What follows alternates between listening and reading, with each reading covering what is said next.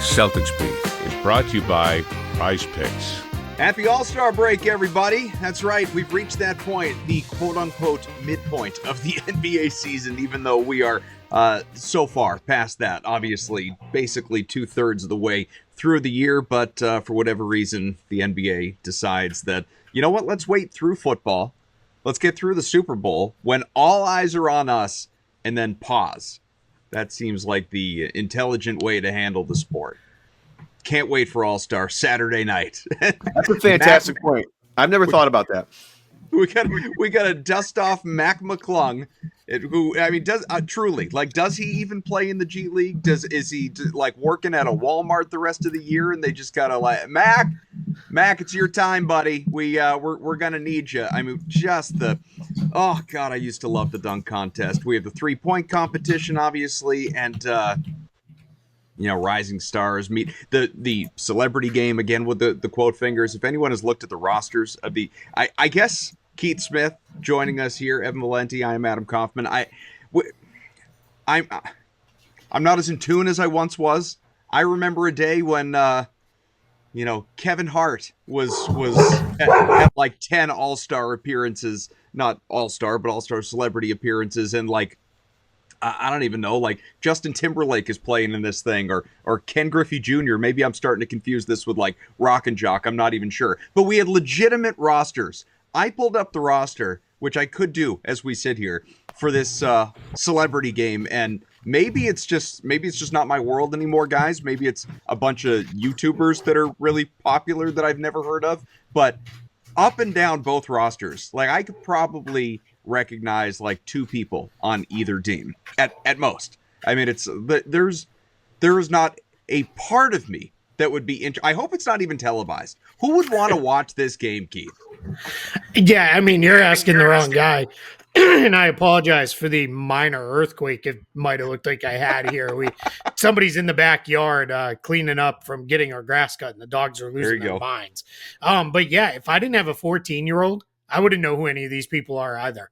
She thankfully keeps me in the loop on, oh yeah, this one's this person and this one's this. I would recognize the former athletes, and that's probably it. And it's have you guys looked at this?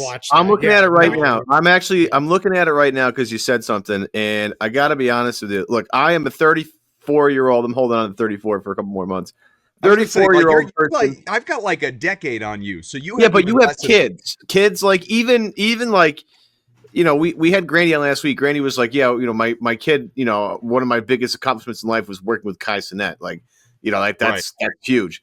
I know who that is. I do know who that is. Obviously, 2 Chainz, Barry Bonds. That's easy. But Bonds and 2 Chainz are coaches. They don't count. Yeah, but at least I know who they are. That's great. They don't count. But so we get to Kai Cenat, who I know, Baron Davis, I know. And then after that, for this entire roster, Alicia Gray's WNBA, right? So we know her. Yeah, but I know Noah Khan is somebody cool. Is he like an actor? He's from Vermont. Isn't he a musician? Is he from Vermont? Well, yeah, he's the one who sings that Stick Season song. Oh, okay. All right. Well, he should be. Just sounds like a country singer. I don't know if he is, but he sounds like one. Kind of like bluegrass, like folky. Like Danny Ramirez. Sounds like Manny's a major leaguer I've never heard of. Mickey Guyton. I don't know who that is. Is that a wrestler? Maybe. Rome Flynn? I think it's a she. I think she's a wrestler. There are a couple wrestlers in there. Dylan Wang. This is all one team, by the way. We're not like cherry picking these people. Like, but the other side is equally obscure. Other than T.O., Terrell Owens and Shabuzi are on the other team. The Jerry Rice team. Shabuzi and his one song. I bet he performs too before this thing starts. Who do we have? Like Chris Brickley, Baylev. Oh, Matt Barnes, cool. Matt Barnes. Drewski. Theo and Matt Barnes in the same team seems a little interesting. Is Drewski just a dude's nickname, or is that Walker Hayes, Shelby McEwen? Maybe I don't know who any of these effing people are. This used to be fun. I used to record this game so that I could watch it after the fact. I don't know. Bieber would tear these guys up. That's all I'm telling you right now. Justin Bieber would tear everybody up on this, except for Theo. Theo would lock it down. Oliver Stark. No dude, idea. I'm not cool. I never was cool, but I'm definitely Kayla not cool Thornton, now. is that Kayla Burton's alias? I don't know. I don't know. We These have people. no idea. I don't know these people. Can we be excited for a second that Jalen and Jace are on the same team? Oh, it's good that Jalen's making time for this. After he's missing games, going on Fallon. I don't care. I'm not going to make a big deal out of that. I know we've done that in the past. Like, truthfully, in the history of Celtics beat, we have made a big deal out of, like, Kyrie Irving missed a couple of games, but no, he's not going to miss the Alls. I don't care. I do not care. I don't think anybody cares. You have the third best team in the NBA. The important factor is being healthy come the spring, things that we'll touch on. I do not care that Jaylen Brown is missing action, especially games that they're winning anyway, to then appear in the All-Star stuff. I don't. I do kind of laugh, though. I mentioned this on my radio show, I think, last night as we sit here. Just sort of the timing of stuff, guys. I saw this, it's like how the Twitter algorithm works. It was like back-to-back tweets, regardless of who they were from, I don't remember. But back-to-back tweets were essentially like, Damian Lillard scratch from tonight's game for the Bucks. Damian Lillard will participate in the three-point contest on All-Star Saturday night. Like, come on, man. Like, there's just, the system's broken, Keith. It really is. Yeah, I mean, there's definitely been some of that going on this week, but as a lot of people were saying is, they're just going to go out there and put in a half effort anyway in the game. Give me somebody else that'll go out there and play hard and go there. From the Celtics perspective, I saw a little bit of grumbling, especially last night, because no one's ever happy on social media, right? They got to complain about everything. The team's rolling. They were never threatened in the game. A couple times the Spurs cut into the lead, but never. Yeah, as much as Doris Burke wanted it to be a game, it just was never a game. Yeah, true, right? Yeah, it was like, please don't turn this off. But it was, people were starting to be like, oh, Jaylen Brown couldn't play, but he could do Fallon and, all the stuff that people said there. And then the one that is a slight worrisome to me has got nothing to do with the All-Star game. Drew Holiday and the fact that he's been ruled out early for several games, that tells me this isn't just Drew Holiday's resting. Like there's something I think actually going on, and you've seen him multiple times in games. Looks like he's trying to work out something in the shoulder.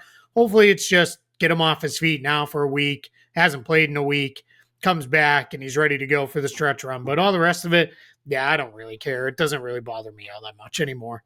Quick break to tell you today's show is powered by Prize Picks. Prize Picks is the best place to get real money sports action. Prize Picks has made daily fantasy sports accessible to everybody. You just pick more or less on at least 2 players for a shot to win up to 1,000 times your cash. And getting your money couldn't be any easier. In little as 15 minutes, watch the money roll right into your account. And Prize Picks even uses Venmo.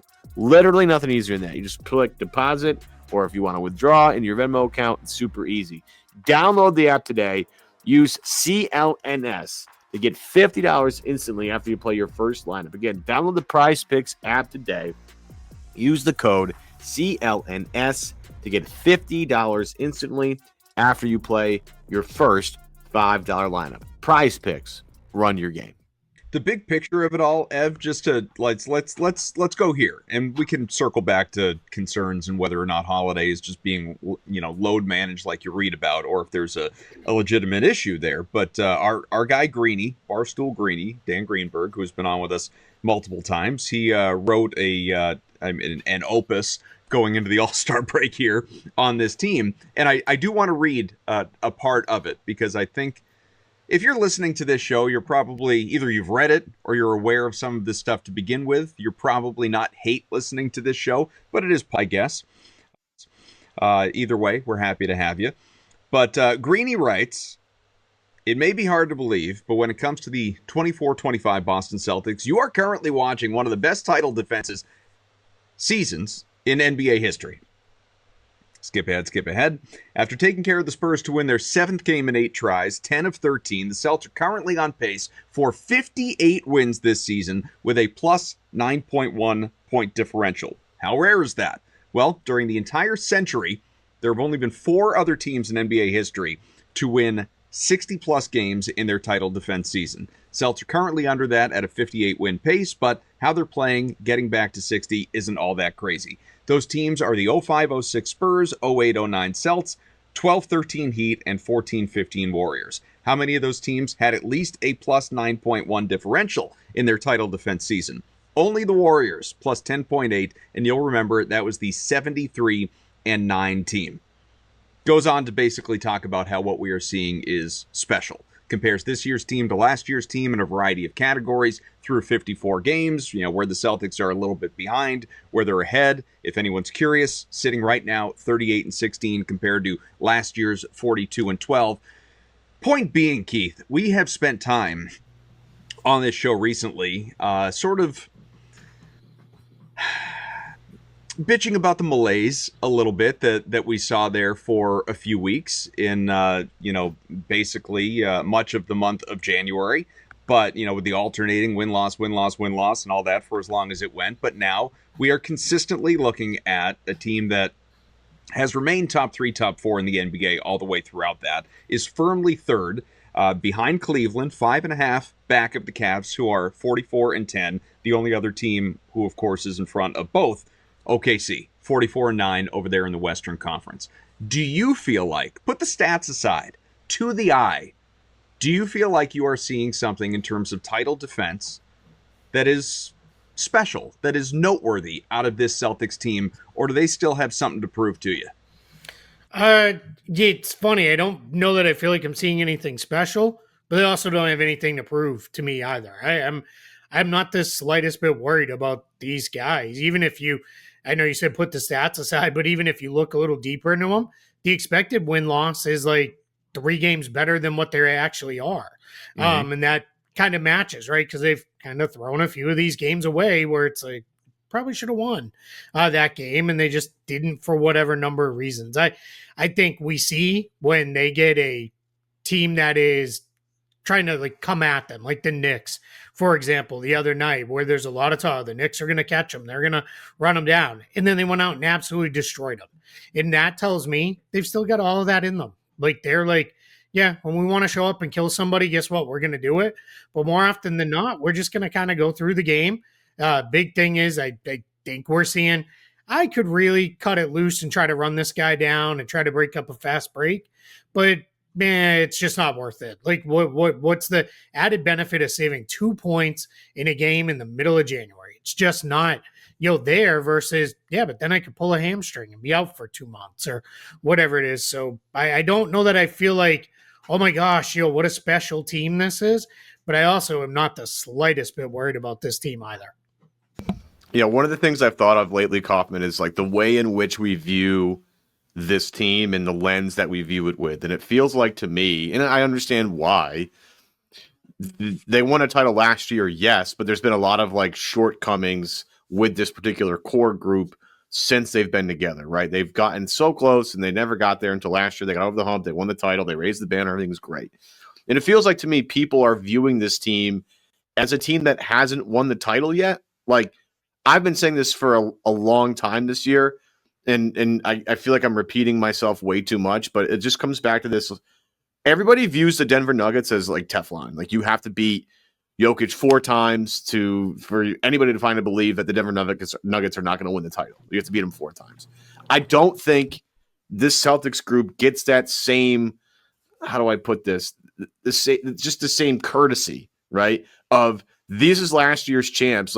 Who cares that they went 8-8 in a stretch in the middle of December and January, right? That we have way more evidence. This is an elite team who is still operating at elite level. Kaufman, I don't know if you agree with me on this, but it just doesn't feel like people are viewing this team through the lens of this is last year's champs. They don't have a lot to prove. You know what has a lot to prove? The Cavs, the Knicks, the Thunder, the Nuggets again. You could mark, I don't know if you want to put Golden State with Jimmy Butler in there, et cetera, but this Boston team has nothing to prove. They won last year. They brought everybody back and then added Torrey Craig last week, which is an exceptional addition, especially with Drew Holiday going out. We don't view them with the same way. And it's driving me crazy because everybody's complaining about effort in the middle of January when it's okay, wake me up in March or wake me up in April. Then we can have a serious conversation about it.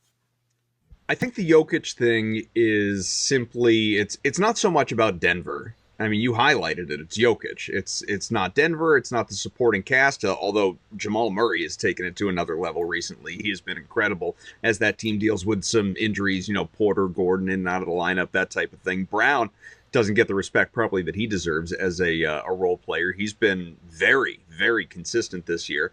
But Jokic is still, until further notice, at least in my eyes, I don't know how many people would disagree with this, the best player in the NBA. I still determine, like, it doesn't mean he's going to win MVP. Like, SGA is going to win MVP, and he should win MVP.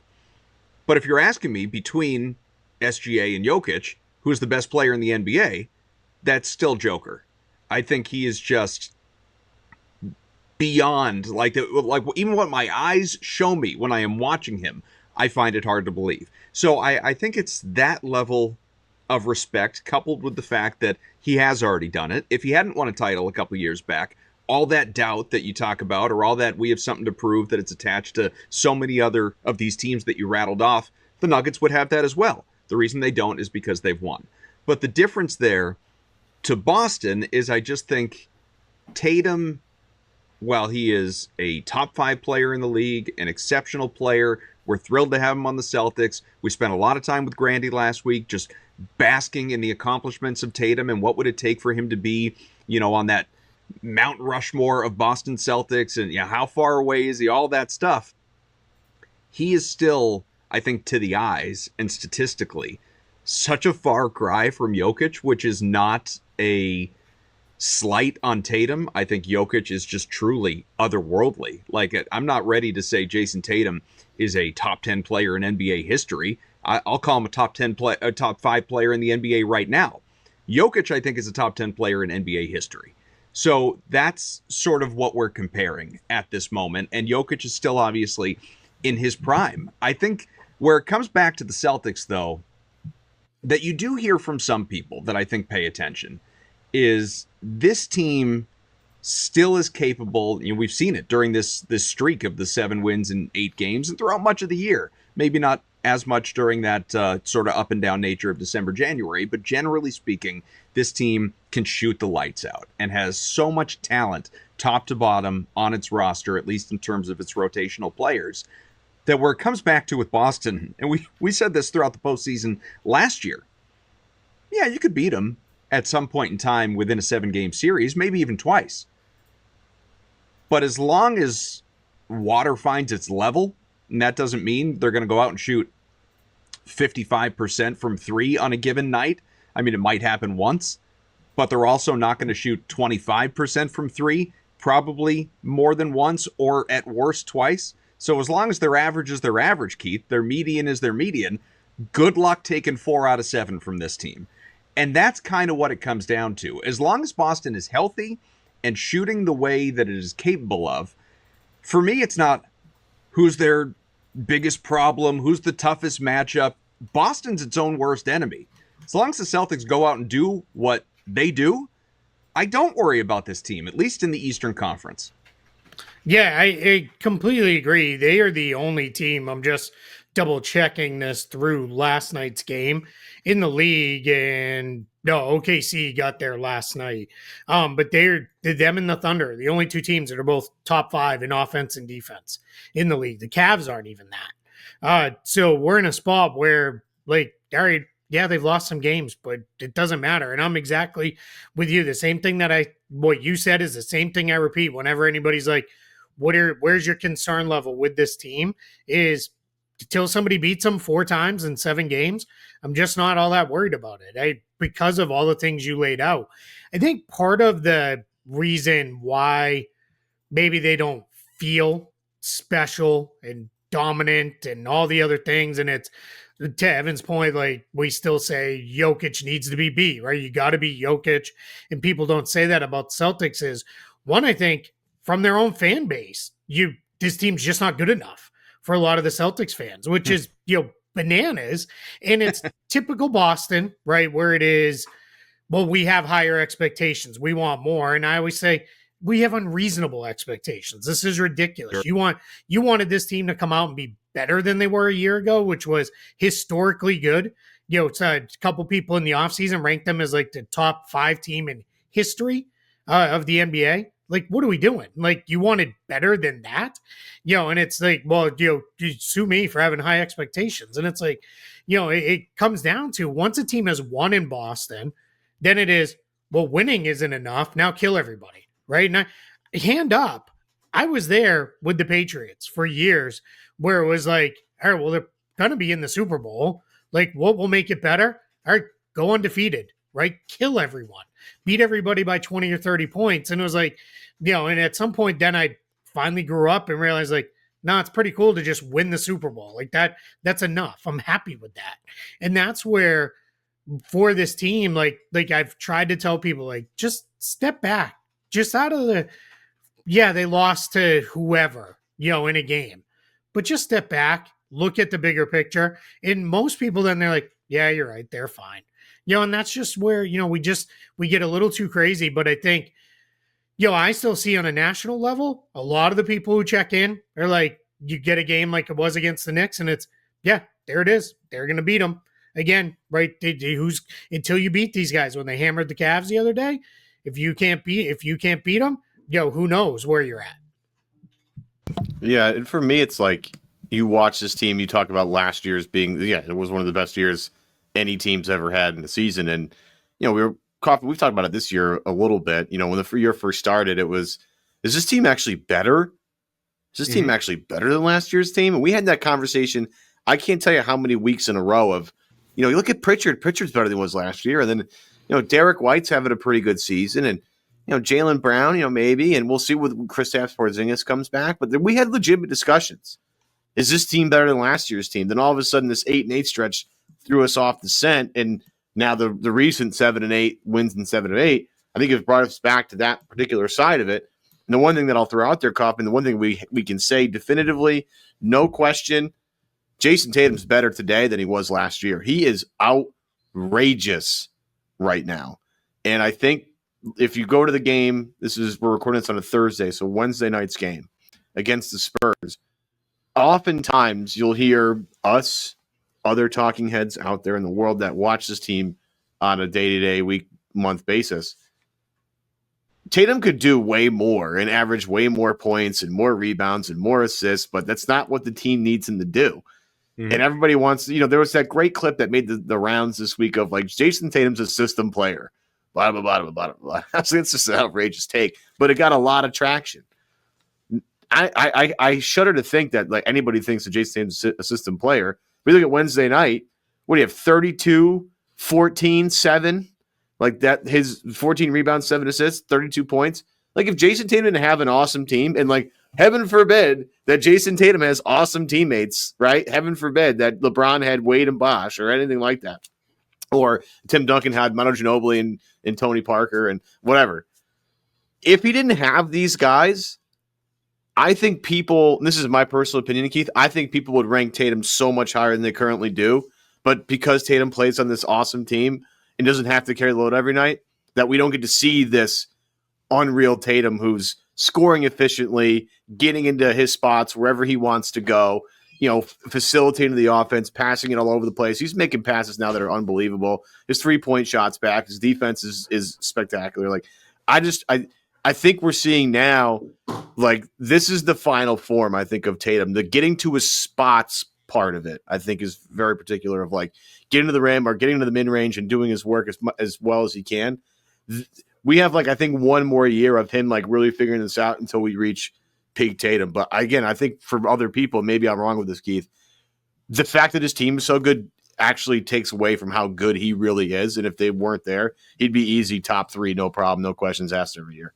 Yeah, I did a show the other day, and I said, so you would like this a lot more if he was doing it on a 3 games above 500 Atlanta Hawks team? Like, that would be better? Like, what are we doing? Like, that's where I don't understand it. Like, he's still, to me, in a way, when he stands out the way he does within this collection of talent the Celtics have, that says a whole lot there. Mm-hmm. I'm glad you mentioned a couple of things you said about him, too. I like now he is very content and almost purposeful looking to play through contact. He this year more than I can ever remember is you put a small guy on me, I'm taking him right inside. He had a play last night. Stephon Castle, he's not that small to begin with, and pretty strong. Tatum took him on the block, went into the paint, and went right through him for a layup like he wasn't even there. And he's doing that now with regularity. He's the plays where it used to be he would drive in, get past the guy. They'd be like, oh, he's going to try to avoid the contact and flip it off the backboard, and it would roll off the rim and all the other stuff.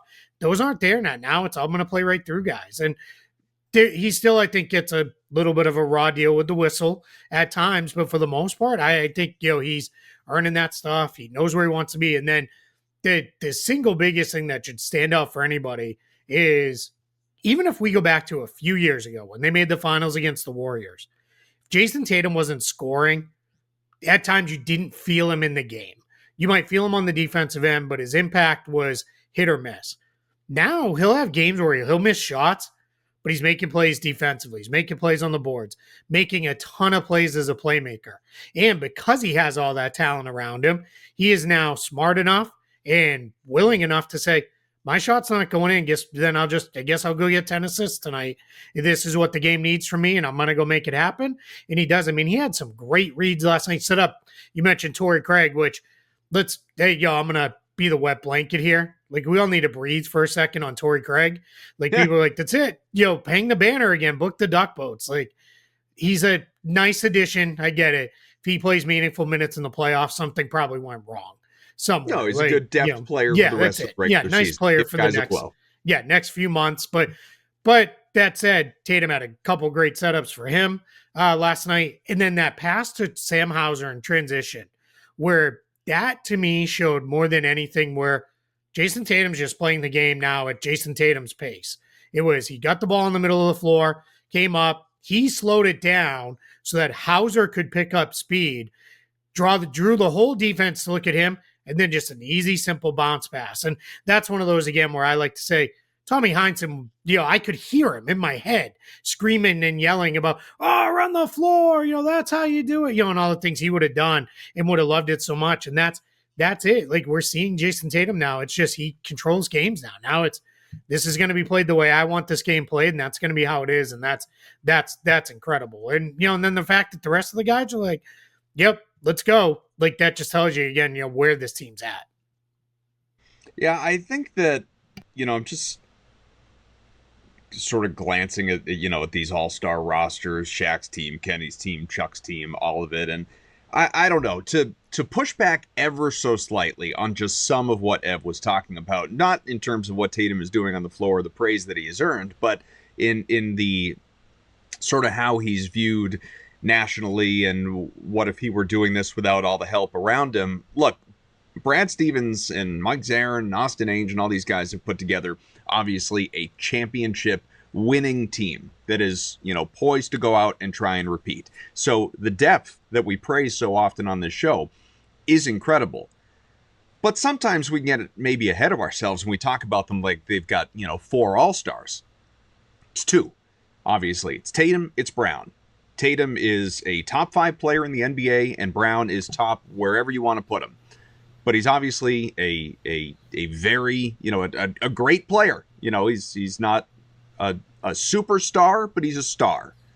And I just think most good teams, like most great teams, have multiple of those guys as well. It's not all of them, obviously, but we look at the standings here. Like, Cavs have Donovan Mitchell, who I think is like painfully inconsistent, at least coming from the perspective of someone who, puts money on this guy on a night-to-night basis, it feels like. He has, again, depth around him, but there isn't another star, necessarily. There's Mobley, there's Allen, there's Garland, but there isn't, like, someone of Brown's caliber. So fine. Knicks, Brunson Towns. Pacers, Halliburton, Siakam, if you want to put Siakam in that conversation. Bucks, who, by the way, are barely above 500, pardon me. It's 2 superstars, bona fide superstars in Giannis and Lillard. You go down to Western Conference, obviously Thunder. It's like, that I think is part of why we're spending so much time on SGA for MVP, because he's not doing it alone, but he is the only guy that is even close to that caliber. Jalen Williams would be next, but not a. I hesitate even to call him a star. I think he is an above average player who is in a great system for his talent. Maybe he would be a 25 point per guy on a bad team. I don't know. But, I don't necessarily view him in the same light as some of these other guys we're talking. Maybe he's like a Siakam, that kind of guy. Grizzlies, there's just between Bane, Jackson, Morant, like whoever else I'm not thinking of in this moment. Like the Kings, honestly, are like star laden. It feels like, after the Levine trade too, even though Fox went out the door, they're barely above 500. Timberwolves, like how much help does Ant really have there? And that's part of why they are where they are. The Nuggets, again, it's Jokic and Murray. The Lakers, obviously, with Doncic replacing David. We can go on and on. I'm rambling with this point, but I just think that I'm not sure Tatum doesn't get his due. I feel like there are a lot of people in the Celtics rooting community that feel like there's this disrespect around Jason Tatum's name. And I'm not sure I'm really there. I think that maybe there was for a long time and people have held on to that. But right now, Keith, I feel like Tatum is kind of properly viewed. I mean, do you disagree? No, I think so. I think on a national level, you have the couple of people who are going to be contrarian holdouts, and they're just never going to come around. But every single great player has someone like that where, sure. They're just, they're not very good. I mean, there were, people doing that to Stephen Curry when he was on an incredible run where it's like, he's okay, but he's small. Like put the right guy on him, you shut him down. Okay, well, that right guy hasn't been born yet, so good luck with that. But when I think about Tatum, I think part of what it is too is, and this isn't a criticism at all, Celtics fans, there's a lot of them, and they're extremely loud. And right, we're all from Boston.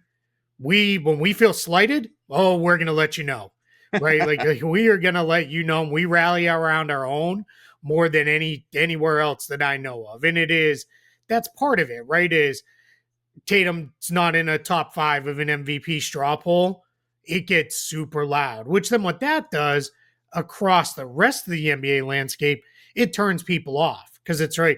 All right, we get it. Your guy's good, but would you shut up about it already? And that's where it becomes like a whole thing. So I think that's part of what happens here. And then I think, if we go into, the other parts with Tatum is there are still a handful of people on the national level who are like, but, I remember those failures, back in, X, Y, and Z years.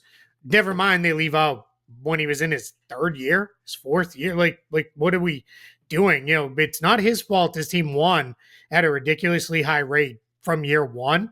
Like, then to expect more out of him for that just always felt a little off to me. But yeah, I mean, he's great. I think most people have come around to he's not quite on that Jokic level, which is fine.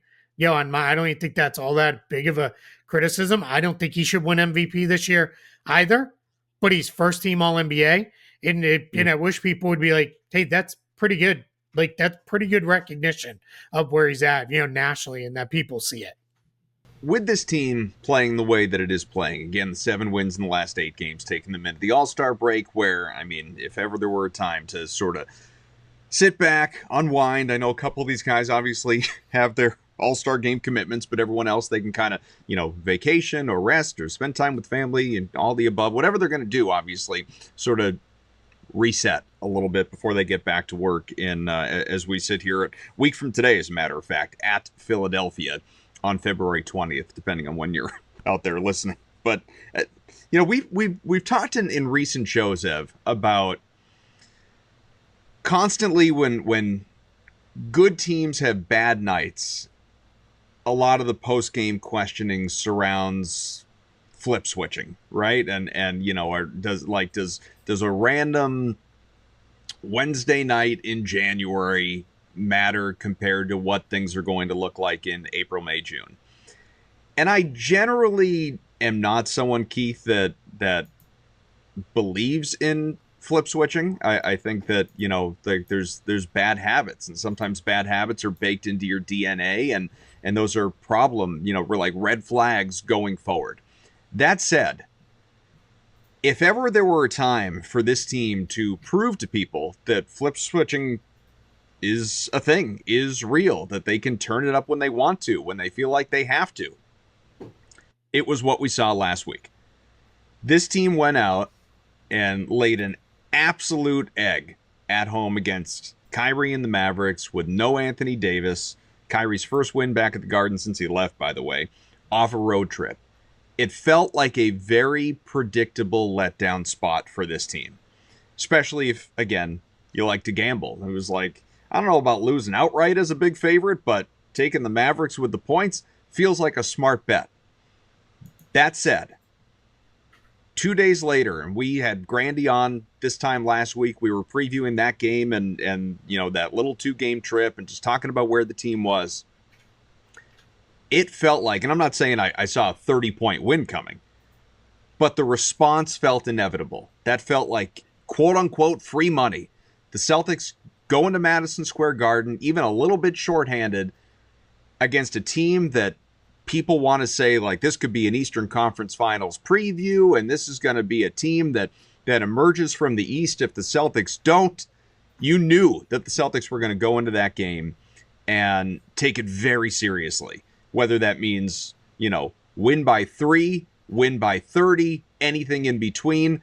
I would have been shocked. I would have been more shocked by a Celtics loss at New York than I even was by the home loss to the Mavericks as heavy favorites. So it's games, it's instances like that actually do lead me to believe, okay, like last year's team is still in this team somewhere. It's still in their heads for all the doubters. Like, are they as good? Can they compete at that high level? Can they, run the table in the playoffs as they essentially did last year, if healthy, obviously? I think that group is still here. And I think that game at the Mecca, at MSG, kind of proved it. Completely agree. I'll even go back to the game in Cleveland. I think those 2 games in short order, yeah, the Mavs game happened in between them, sure. But I think that you had the team really kind of come out and say, yeah, we're still the best. We're still the champs. Like, if you want to get to the finals, you want to win a title, it goes through us. And you got to beat us. And that they went into those 2 buildings. Cavs game got close, but again, never really in doubt. The Knicks game, certainly never in doubt. Like, that was a blowout from step one. And they did it in ways that are, I think the Cleveland game directly led to them trading for DeAndre Hunter. I think they were like, we cannot just let Jason Tatum and Jaylen Brown walk our small guards into the post over and over and over again and scoring them at ease, or with ease. I think that led to that. And then I think with the Knicks, it's funny, I watched them after that, and even against the Hawks, they were starting to do things a little bit different with Karl Anthony Towns. And I think we can't beat Boston playing Towns up in pick and roll, but we also can't beat him playing him back. So we're going to have to figure out a way to get him out of these situations before we get there. And they're going to have to figure that out. And that is when you're the best, is when other teams start adjusting to you. When it is, we have to make changes to beat you. You're not making changes to beat us. That's when you're the team everybody's trying to beat. And I think that is just, people need to fully recognize that's where it's at. Because you know what? There's going to be more games like the Mavs game where they're just going to show up and be like, yeah, who cares tonight. The other one, too, I'll just throw in there. Going into Miami and destroying the Heat, when that has been a house of horrors over the years, where it almost doesn't matter who is playing on the Miami side. Feels like they're always going to challenge Boston. And they went in there and just dispatched them with ease. Now that's kind of become a thing over the last 2 seasons where it's just, we're going to bounce these guys and go. But those are things that, show me. And then last, I'll say, just going in chronological order, the Spurs game, if there was ever one where it's like good teams mail in a game, it's that last one before the All-Star break. Because, Kristaps Porzingis, I don't think could get off the court post-game quicker. Because he's like, I'm going somewhere warm. Bye. And just left. And I've been in locker rooms where I've watched players come in, throw a sweatshirt and sweatpants over their uniform, and leave. Not even shower or anything, because that's how quickly they want to get out of the building and get headed where they're going. And then you got a couple guys headed off to All-Star as well. So I think you're just in a spot where the focus was there when it needed to be. Spurs made a little run. They said, that's cute. Let's take control. Let's handle these guys. And by the end, none of the regulars are on the floor. And, it's just, these are all the signs I need to say, yeah, teams are adjusting to them. They're still handling these teams, especially on the road. All right, everything's where it needs to be. You mentioned flipping the switch, Kaufman, and I'm glad Keith kind of went into this a little bit. If you look at the Celtics schedule to finish the quote unquote second half of the year, if I had to call it anything, I think there's like 8 games from here to the end of the year that are actually like big marquee games. There's a lot of Toronto's, Philadelphia, Utah, Brooklyn, Portland, Sacramento, Miami. I think Miami's probably at this point pretty garbage. Washington, Charlotte, back to back to finish the year. Like, I think we're gonna have a very similar. I don't know how to put this, because like some people were tense, some people weren't tense, but like a similar tension with the end of the year that we had previously, because there are there's only like 8 good games. There's a couple of Knicks games in there. There's an OKC game, and there's a Denver game. There's a Lakers game in there. A couple of big high end games that we're all going to get up for. But there's also a lot of like just trash. And so when we talk about flipping the switch, I don't know if we'll ever really even see it. Right? With the schedule that I'm looking at right now, where coming out of the All-Star break, you have Philly, then the Knicks, which is fine. Toronto, we'll see. Detroit, who's playing great, and I still have all my Cade stock, which is great. But then you have like a stretch of Miami, Brooklyn, Utah, Portland, Sacramento, Phoenix, San Antonio before you hit Memphis again. Like, are we going to do the same thing that we were previously? Like, it feels like this theoretical switch they're going to flip, unless they just start killing everybody by 30 points. I don't think we're ever going to see it, personally. But I don't know, Kaufman, I don't know if you feel like any of those teams you're going to get up for, or maybe it's just going to be such a run through that it won't even that will be enough to quote unquote flip the switch for everybody. I don't know. It just doesn't matter to me. I just don't see it. I don't see if they're ever going to even do it, with the exception of maybe like 4 or 5 games. Yeah, I'm not going to pretend that somewhere in the last whatever they've got 25 games left, ballpark, that there aren't going to be duds. That of course there will. Like they'll be a.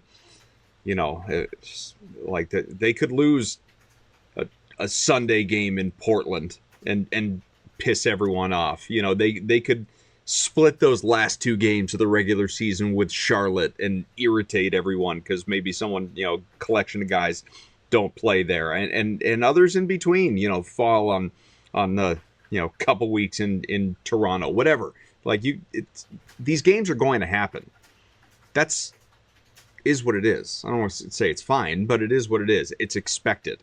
Teams don't generally go 73-9, but I just want to see consistency, Keith, throughout the end of the regular season into the playoffs.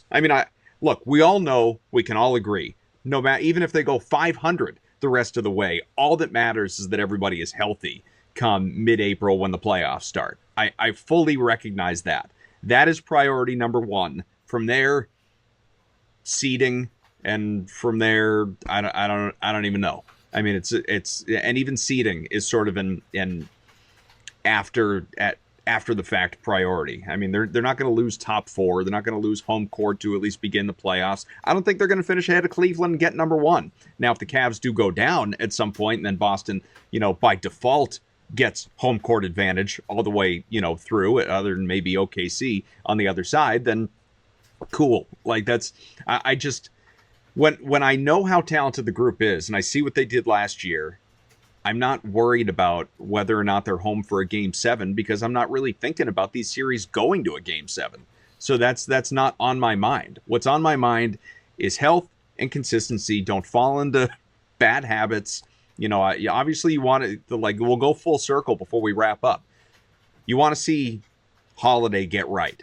You want to see Porzingis continue to be insanely consistent since he's come back from his injury. You want to see Tatum just this is sort of the jumping off point, right? Like, it's not like Tatum is bad by any stretch in the first halves of seasons, but this is where he starts to kind of go nuclear. This is where you start to see him personally ramp up his game all the way through at this point in time. So what does this in-season next level for Tatum look like? Is Brown going to be okay? Is White, as he has started to lately, going to fully rediscover what he was the first 20 games of the season before he hit a little bit of a setback? Is, Horford going to be able to play consistent minutes? It's just, it's the typical things that we always talk about with this group that I think we're all looking for down the stretch. Yeah, I'm with you on all that. There's whenever I would say to someone, just breathe for a second, right? It's fine. They'd be like, so there's no problems? And I'm like, there are little things I'm concerned about. And then if I get into those, I don't understand what's going on with the free throw shooting sometimes. Like, it's just weird. It feels like every game, Tatum, Brown, and Porzingis have to go into a trip to the line and miss both. Like, that's just a little odd that happens. I don't know what's happened to Brown's three-point shot. Like, it just hasn't been there this year. He's under 33% for the year. Like, that's not great. Drew Holiday goes through these weird stretches, which is last year was like the complete charmed life because Bucks fans are like, he's going to have these moments where you're going to be like, oh, cool, wide open layup. And he just threw it over the top of the backboard and weird stuff happens, but he doesn't always finish around the rim. Horford, until about 2 weeks ago, couldn't make a jump shot.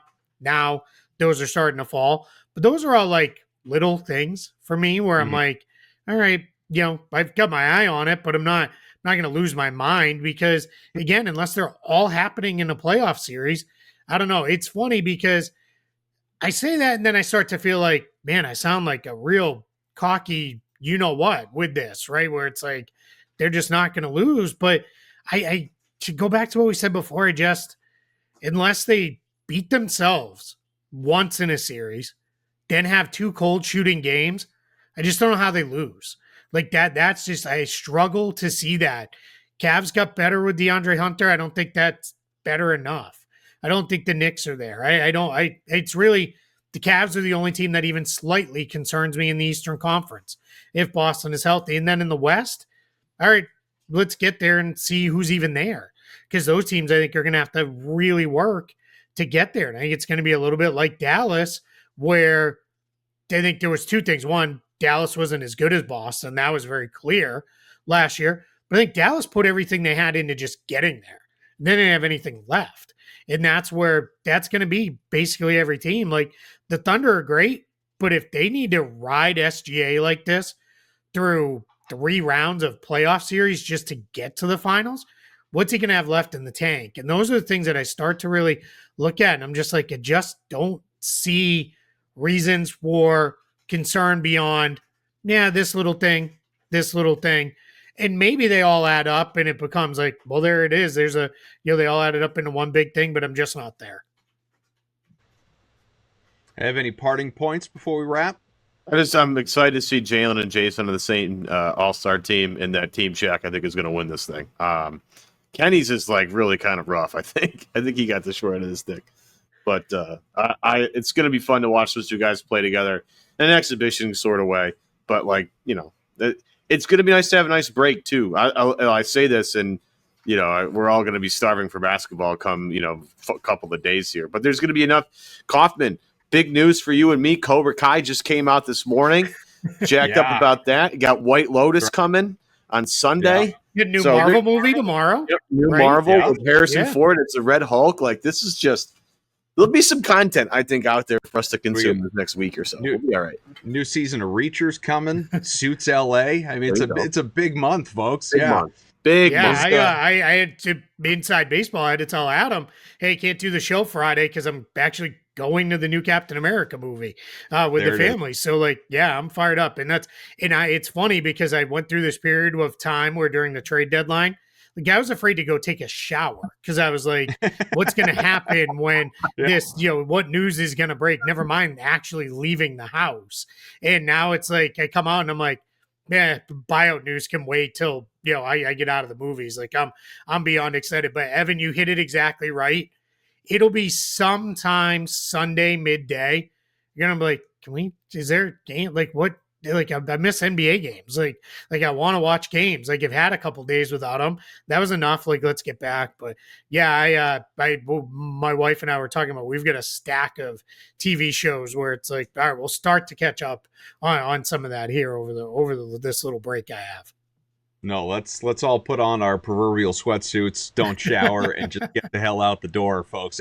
It's All-Star break time, but we'll be back with you either right before the second half commences against Philadelphia or in between those couple of games that the Celtics have on the way between the Sixers and Knicks. Of course, Boston back at it Thursday, February 20th, 1 week from today as we sit here now. And stretch run, folks, it's coming. March Madness isn't too far behind either, by the way, just for anyone out there in the college basketball community getting ready for a busy stretch of hoops. Going to be a lot of fun. But again, for Spot Track's Keith Smith, who again is, the man just stays exceptionally busy, and we always appreciate when Keith hops on with us. Make sure when you are not listening to us that you are always tuned into what Keith is doing. You wrote recently, by the way, about a whole bunch of future spending, information for teams and cap space and what sort of commitments are going to be out there. So a lot of good just information out there for people that get invested with all things salary cap and second apron and what teams are capable of doing that. Could we see another Luka-like trade on the horizon for teams that are trying to avoid, it's a whole conversation that we didn't have here on this show that Draymond Green talked about on his podcast recently and saying that like you're going to see more of this stuff just because teams, ownership is going to want to stay away from obviously some of those huge bills down the line. So it is really interesting. This may be sort of a golden age for the Boston Celtics for us to enjoy. Let's try and do so. Keith also, of course, part of the front office show with Trevor Lane. Make sure you are checking that out. So Keith, thank you, sir. Enjoy the break, the downtime, the stack of TV shows, the new Marvel movie, all of it. And we'll connect again soon. I appreciate it. Thanks for having me.